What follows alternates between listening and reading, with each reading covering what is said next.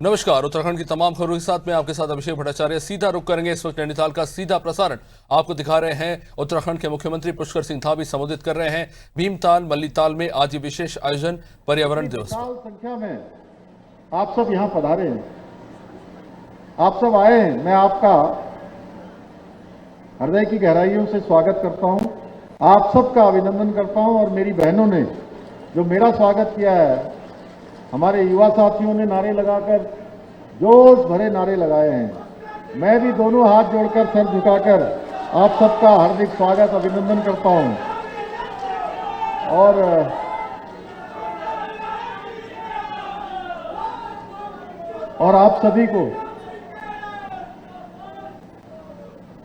और आप सभी को विश्व पर्यावरण दिवस की हार्दिक बधाई एवं शुभकामनाएं देता हूं। भाइयों बहनों, आज पर्यावरण दिवस के अवसर पर जहां हम पर्यावरण को बचाने का संकल्प लेंगे, पर्यावरण के संरक्षण और संवर्धन का संकल्प लेंगे, वहीं आज हमने लगभग 100 करोड़ की योजनाओं का, नैनीताल जनपद की 100 करोड़ की विकास योजनाओं का आज यहां पर लोकार्पण और शिलान्यास भी किया है। और ये सभी योजनाएं आने वाले समय में हमारे इस जनपद वासियों के लिए, बहुत उनकी सुविधा के लिए, उनके विकास के लिए, उनके जीवन को सरल बनाने के लिए एक मील का पत्थर साबित होंगी।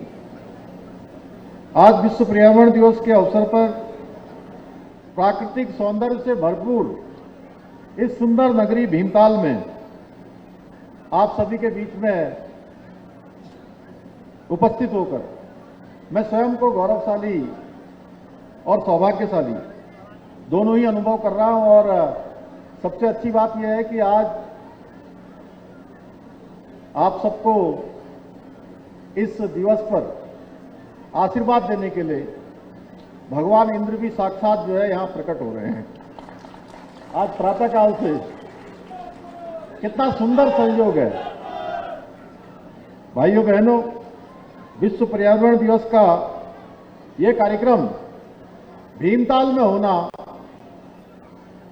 अपने आप में अत्यंत महत्वपूर्ण है, क्योंकि यहां की सुंदर झील, चारों ओर फैली हरियाली, पर्वतों की अद्भुत श्रृंखला और प्रकृति की अनुपम छटा हमें केवल आनंद का अनुभव ही नहीं, बल्कि हमें यह भी याद दिलाती है प्रकृति और पर्यावरण ही हमारा वर्तमान भी है और हमारा भविष्य भी है।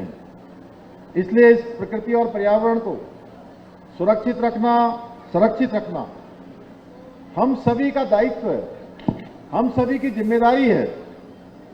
भाइयों बहनों, आज का दिन केवल पौधे लगाने या औपचारिक कार्यक्रम को करने का ही नहीं, बल्कि आज का दिन हम सभी को एक सोचने का, विचारने का और आत्मचिंतन करने का भी दिन है। आज का दिन स्वयं से ये पूछने का दिन है, ये पूछने का अवसर है कि हम आने वाले समय में अपने बच्चों को, अपनी पीढ़ियों को कैसी धरती, कैसा पर्यावरण और कैसा उनका भविष्य सौंपकर जाना चाहते हैं, किस प्रकार की प्रकृति उनको विरासत में देते हैं। क्या हम उन्हें स्वच्छ नदियों भरे हरे भरे जंगल, शुद्ध वातावरण देंगे या फिर प्रदूषण, जल संकट और पर्यावरणीय चुनौतियों से भरा हुआ भविष्य देकर जाएंगे?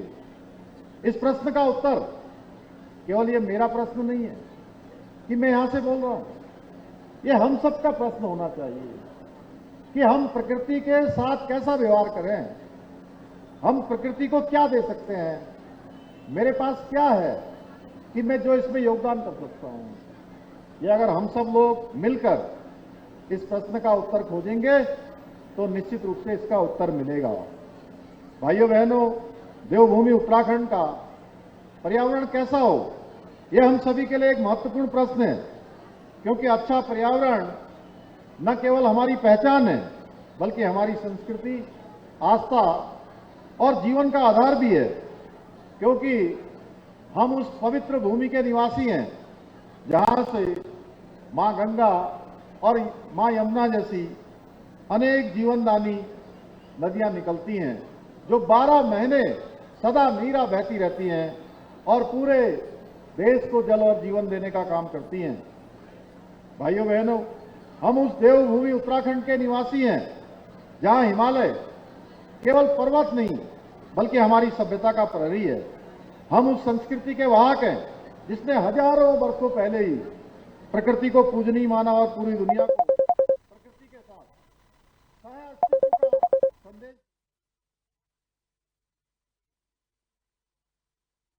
दिया।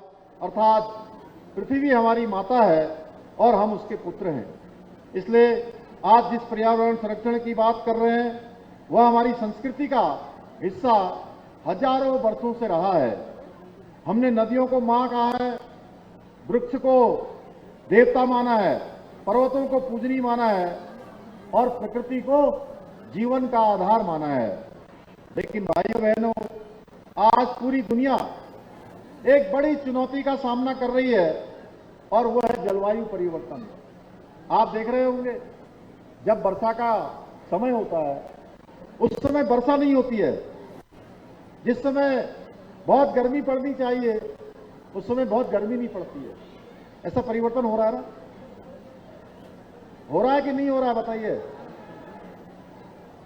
तो जलवायु परिवर्तन अब केवल ये वैज्ञानिकों की चर्चा का विषय नहीं रह गया है, बल्कि इसका हमारे रोजमर्रा के जीवन से वास्तविकता में बदल गया है।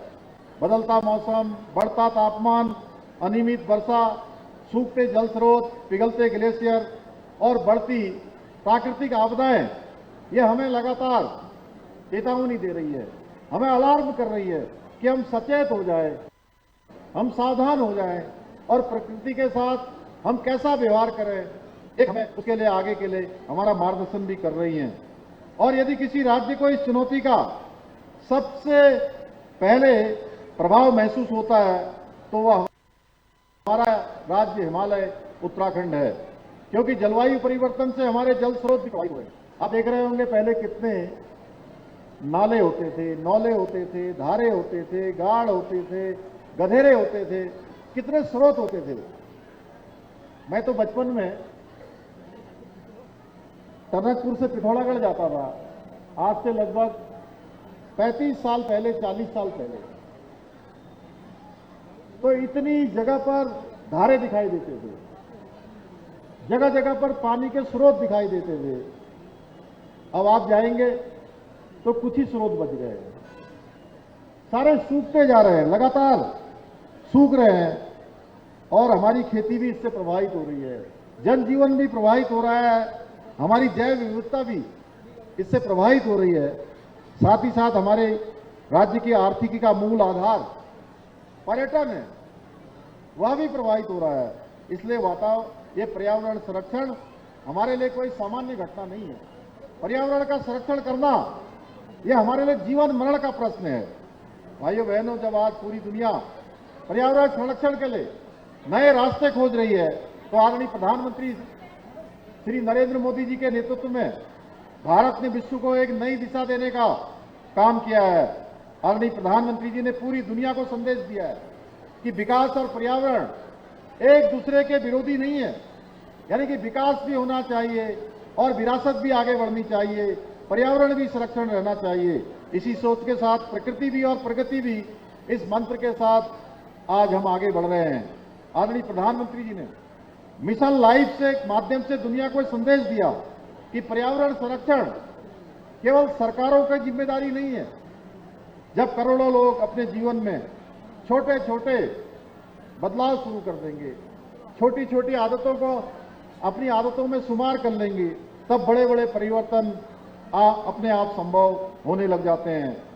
जब हम पानी बचाते हैं, बिजली बचाते हैं और जब हम प्लास्टिक का उपयोग कम करते हैं और पौधों का रोपण करते हैं, तब हम पृथ्वी को बचाने में अपना योगदान देते हैं। भाइयों बहनों, प्रधानमंत्री जी ने पूरे देशवासियों के सामने एक अभियान, एक पेड़ मां के नाम अभियान को हम सबके सामने रखा है। ये केवल एक सरकारी कार्यक्रम नहीं है, बल्कि ये भावनाओं से जुड़ा हुआ एक जन आंदोलन है। जरा सोचिए, जिस मां ने हमें जन्म दिया है, जिसने हमें चलना सिखाया है, जिसने हमारे लिए अनेक कष्टों का सामना किया है, जिसने हर पल, हर क्षण, हर सुख और दुख में हमारा साथ दिया है, उस मां के नाम अगर हम एक पौधा लगाते हैं तो वो केवल एक पौधा नहीं रहता, बल्कि वो हमारी श्रद्धा और आस्था का केंद्र बन जाता है। मैं आज भीमताल की इस पावन धरती से, प्रदेश के प्रत्येक परिवार से यह आग्रह करना चाहता हूं कि अपनी मां के नाम एक पौधा अवश्य लगाएं। लेकिन केवल पौधा लगाना ही पर्याप्त नहीं है कि कई बार हम पौधा लगाते हैं और एक औपचारिक